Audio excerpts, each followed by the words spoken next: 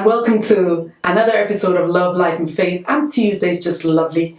It's nice to be back with you. And today I'll be speaking on the subject, dealing with offenses. Yes, I know it's a tough one. It's just because I've seen too many people who are literally struggling with the negative emotions associated with offense and unforgiveness. And I thought I'll do this video. Hopefully somebody will be able to glean something to set them free from the negative emotions associated with offense. See, as long as we live on this earth, offense will come. It happens to all of us. It will come from different people at different times in your life's journey. It may come from those you know. It may even come from strangers.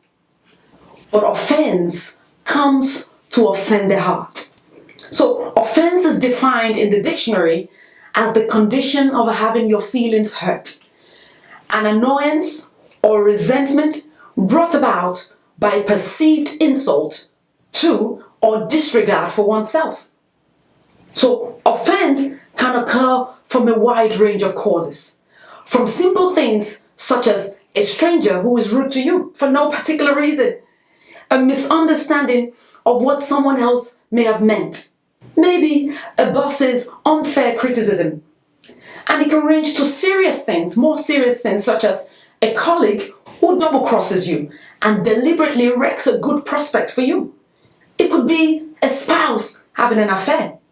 It may be a parent who consistently finds fault with you, or constant criticisms received as you were growing up.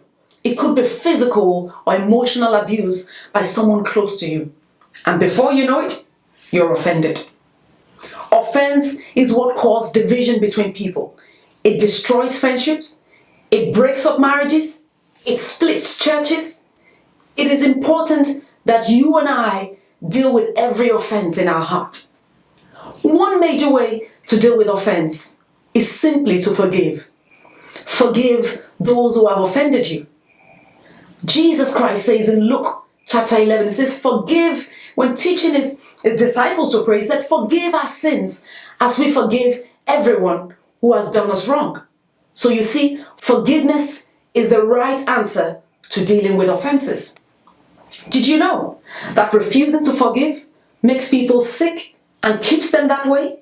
Yes. According to Dr. Stephen Standiford, is the chief of surgery at Cancer Treatment Centers of America, he explained, and I quote, it's important to treat emotional wounds caused by offenses because they really can hinder someone's reaction to the treatments, even someone's willingness to pursue treatments.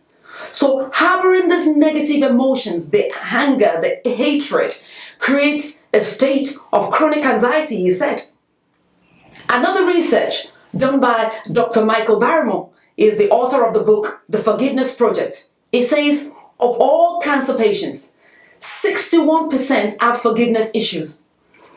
Of those, more than half are severe.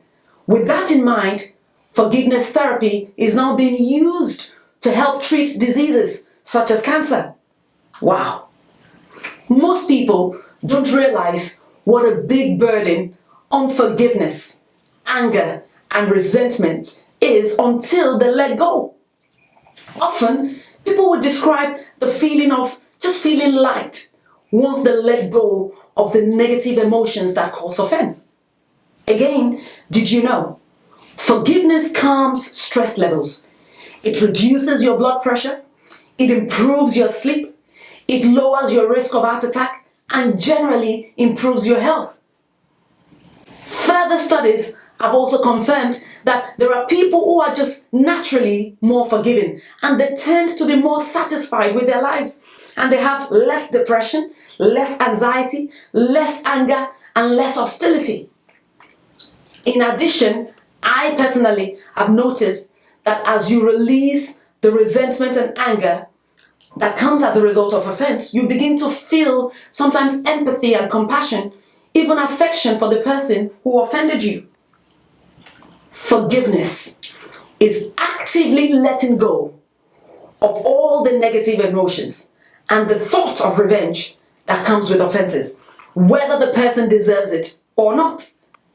It doesn't mean forgetting or excusing the harm done or even being best friends with the other person. No, it just means you make an active decision to let go of the negative emotions and every thought of revenge. I see too many people say, "Oh, Pastor, it does not deserve my forgiveness." But we need to forgive more. Let me be clear. Holding on to grudges and refusing to forgive has a negative impact on your health because it can bring, number one, anger and resentment into every relationship, and you wonder why. It's because of the unforgiveness in the heart. Number two, in fact, you can get so wrapped up in the wrong, in that offense, that you can't even enjoy the present. Bitterness in the heart as a result of offense can make one become depressed and anxious. Generally, you find you are unable to enjoy valuable and enriching connection with others. But when we decide to forgive, forgiveness has great rewards for our health. So, what are some of the health benefits, you may ask, that forgiveness brings? When we forgive and let go of offenses, we have peace of mind. We have an improved mental health. We have less anxiety and stress. As a result, our relationships become healthier. Physically, when you let go of offense, forgiving lowers your blood pressure. You develop a stronger immune system. Your heart is healthier. Your self-esteem improves. So following the pattern of the greatest person who lived on earth, Jesus Christ, it was described as not exerting vengeance when he hung on the cross, though it could have. So what can you do? How can you actively deal with offenses? Because it has to be dealt with. Number one point, what you can do, overlook the offense. Proverbs 19:11 says, "A person's wisdom yields patience. It's to one's glory to overlook an offense." To help you release the forgiveness to others, it is helpful to remember that none of us are perfect. Nobody is perfect. We sometimes say and do things to upset people too. So don't plot a way to get revenge. You and I, we can't control what other people say or what they think about us, but what we can control is how we respond. Number two, in dealing with offenses, think, is there more to the story? Always remember, there's always another side to the story. You never know what a person may have been dealing with that has caused her or him to say or do what they did to offend you. So don't react impulsively. Everyone should be quick to listen and slow to speak and slow to become angry. As we take time to think through our responses, it will keep us from reacting emotionally and impulsively, which oftentimes it escalates the drama. Number four, I know this one may be difficult to deal with, but ask yourself, is there an element of truth in what has been said about you? Check if anything is true in the accusation or the offense. I know it's difficult, but ask yourself, what can I learn from it?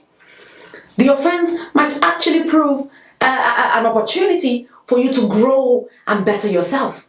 Finally, don't repay the evil with evil.